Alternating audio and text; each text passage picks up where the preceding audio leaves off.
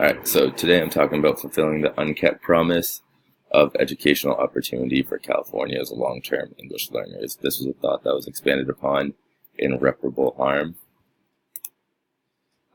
What is a long-term English learner? So we currently lack a universal definition for what a long-term English learner is, but in Irreparable Harm, Lori Olson defines it as a student who's been in the United States school system for 6 or more years.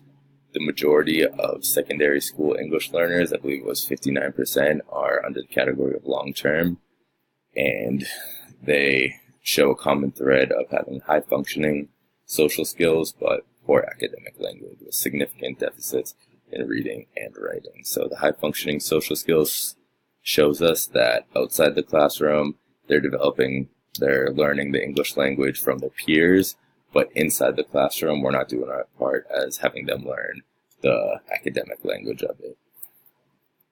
What leads to a student being long-term? No real language development program in the schools, giving them a watered-down curriculum, and social segregation and linguistic isolation. So social segregation means that we're putting all our English language learners in the same classes. Those are the only kids they're being exposed to. And the linguistic isolation means that when they leave home, when they leave school and they go home, they're speaking Spanish at their house or whatever the language is. And same within their classroom, if they're just grouped together with all the other ELs, they're going to speak their native language. How can we turn this around?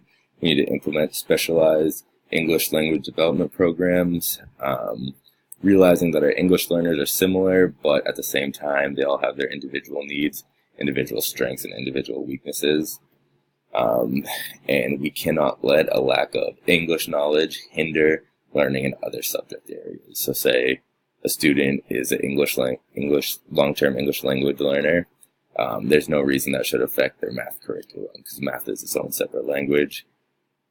Also implementing mixed classes where the English learners get to interact with native speakers more often, and monitoring and assessing the progress of our ELs at the end of each year.